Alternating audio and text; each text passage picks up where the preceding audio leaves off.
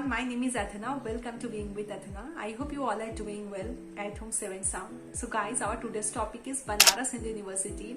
Banaras Hindu University is one of the most famous and most renowned central university. Today I have prepared some questions related to Banaras Hindu University, like what is the admission process, what is the counseling process, what is the fee structures, its NRF ranking, hostel allotment, why it is so famous university, etc. So without further wasting time, let's get start the video.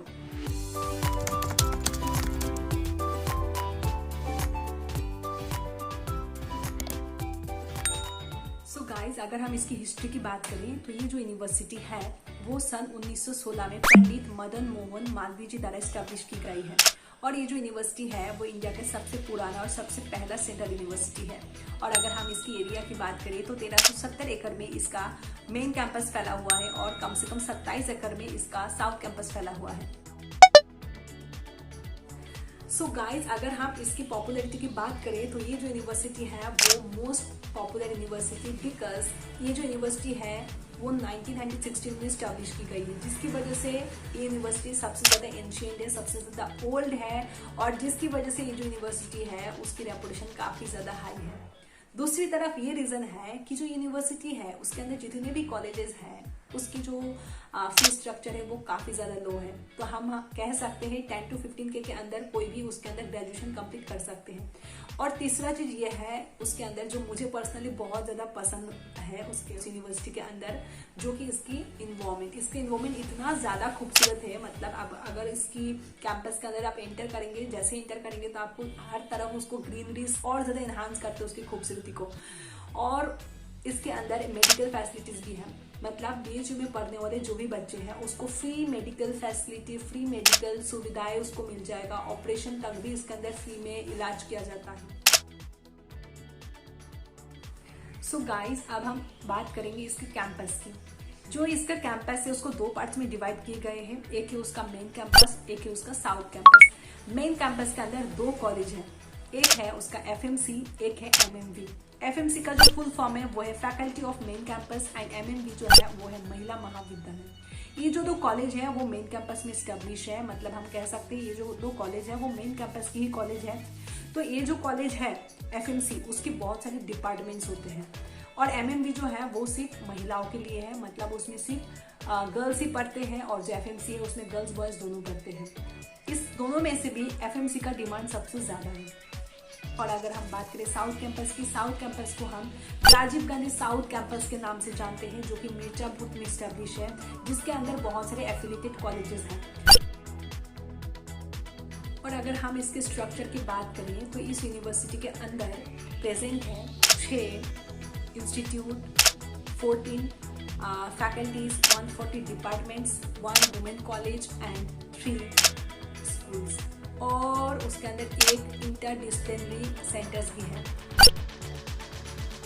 Now next is document required in the BHU counseling process. What are the document which is required in the BHU counseling process? First is 10th and 12th mark sheet. Second is caste certificate for SC, ST, OBC category, and income certificate for SC and ST issued by appropriate authority, and PWD certificate if applicable, and scan copy of photographs, signatures, etc. These are the documents which is required for the BHU counseling process. So guys, अब हम बात करते हैं उसका counselling and admission process की। सबसे पहले तो क्या होगा, आपके पास सीयूईटी का रिजल्ट आएगा। सीयूईटी एग्जाम दिया, उसके 1 महीने के अंदर ही आपका सीयूईटी का रिजल्ट आ जाते हैं। जैसे आपको सीयूईटी का रिजल्ट आया वैसे आपके जो सीयूईटी का रिजल्ट आने से कुछ दिन पहले 5 से 7 दिन पहले आपका पोर्टल ओपन हो जाता है। पोर्टल में जाके फिर आपको क्या होगा, रिजल्ट आने के बाद आपको प्रेफरेंस डालना होगा उस पर्टिकुलर कॉलेज में कौन से पर्टिकुलर कोर्स आपको चाहिए, उसकी प्रेफरेंस आपको डालना है। ठीक है, आपने उसमें प्रेफरेंस भी डाल दिया। प्रेफरेंस डालने के बाद क्या होगा, कुछ राउंड्स होंगे, first round, second round, third round, mop up round, ऐसा चलता रहेगा। ठीक है, जैसे आपको मान लीजिए फर्स्ट राउंड पे कोई कॉलेज मिल चुका है, आपने उसमें क्या करना है, फी सबमिट करना है। फीस सबमिट करना है, फीस सबमिट आपने कर दिया, फिर first round, second round, third round तक जैसे सारे राउंड्स कंप्लीट हो जाएंगे तो आपको फिजिकल वेरिफिकेशन के लिए बुलाया जाएगा। आप जैसे गए फिजिकल वेरिफिकेशन के लिए, आपको ऊपर दिए गए सारे मैंने जो बताया था सारे जो डॉक्यूमेंट्स है वो सारे लेकर जाने। हो सकता है आपको एक दो एक्स्ट्रा डॉक्यूमेंट्स और लेके जाना हो सकता है, जैसे कि एंटी रैगिंग फॉर्म्स वगैरह है वो सारे लेकर जाना है आपको फिजिकल वेरिफिकेशन के टाइम में। उसके बाद फादर मदर की जो वो क्या बोलते हैं फोटोग्राफ्स है वो भी लेकर जाने। हॉस्टल्स अगर आपको अलॉट हुआ तो उसकी भी जरूरत होगा, तो बहुत सारी चीजें आपको सारे लेकर जाना होगा, आधार कार्ड वगैरह सब लेकर जाना है। मतलब वो सारे पोर्टल में दिख जाएगा आपको, पोर्टल में सब शो होगा क्या क्या ले जाना है क्या क्या नहीं ले जाना है, सब आपको दिख जाएगा। तो फिर जैसे आप गए फिजिकल वेरिफिकेशन के लिए, आपका फिजिकल वेरिफिकेशन हो गया, फिर उसकी थोड़ी देर बाद आपके पास हॉस्टल अलॉटमेंट का मैसेज आएगा। मेरा ऐसा हुआ था कि जब मेरा फिजिकल वेरिफिकेशन हुआ उसकी थोड़ी देर बाद मेरा उसी दिन ही आ गया था मेरा हॉस्टल अलॉटमेंट का लेटर। तो हॉस्टल अलॉटमेंट का लेटर आएगा, आपको जाके वहाँ के कुछ फॉर्मेलिटीज़ है उस पर्टिकुलर हॉस्टल में जाके आपका कुछ वहाँ फॉर्मेलिटीज़ होगी वो सारे पूरा करना है। कुछ उसमें फॉर्म्स वगैरह देंगे वो लोग फिल करना है। फिल करने के बाद आपको वहाँ पे बता दिया जाएगा आप कितने तारीख से वहाँ पे रह सकते हो, आपको मेस का फीस सबमिट करना है। तो बस ये था आपका क्या उसका एडमिशन एंड काउंसलिंग प्रोसेस। अब हम बात करते हैं BHU का फीस स्ट्रक्चर का। मतलब मैं ऐसा बात करूँ ना, BHU में सबसे कम पैसे में आपका मतलब ग्रेजुएशन कंप्लीट हो जाएगा, इतना सस्ता है BHU। जैसे आपने उसकी फीस सबमिट कर दिया, फीस वगैरह हो गई, ये उसका फीस है और उसकी जो मेस का फी है वो 2970 रुपीज़, मतलब वो 4000 ही है, ठीक है। तो शायद सारे जो मैसेज होगा उसमें इतना ही लेते होंगे 4000 के आसपास।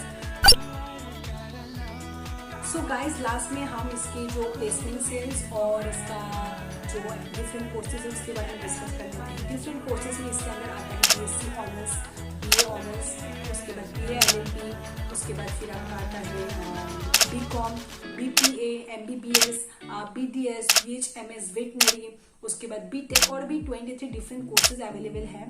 और अगर मैं इसमें प्लेसमेंट्स की बात करूँ तो ऐसा देखा गया है कि जो BHU से पास आउट जो स्टूडेंट्स हैं उसका जो एवरेज पैकेजेस है वो 8 to 10 लाख पर एनम तक गया है। और इसके सिवा जरूरी नहीं है उसमें 8 to 10 लाख ही हो, इससे हाई भी जाता है उससे कम भी जाता है। This is the average value which is 8 to 10 lakh per annum.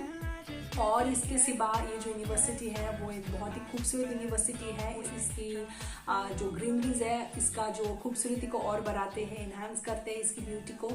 और ये यूनिवर्सिटी की जो डिग्री है वो बहुत ज़्यादा वैल्यूएबल है, तो आप डेफिनेटली इस यूनिवर्सिटी के लिए ट्राई कर सकते हैं क्योंकि ये बहुत ही अच्छी यूनिवर्सिटी है। So guys, if you like this video then hit the like button, comment down below if you have questions related to this university and if you have some more questions and then definitely you can comment down below and if you think that this is very helpful then share it to the friends and thank you so much guys, thanks for watching, see you in the next video and last is that don't forget to subscribe this channel if you want to get such type of more videos. Thank you so much guys, thanks for watching, bye bye, namaskar.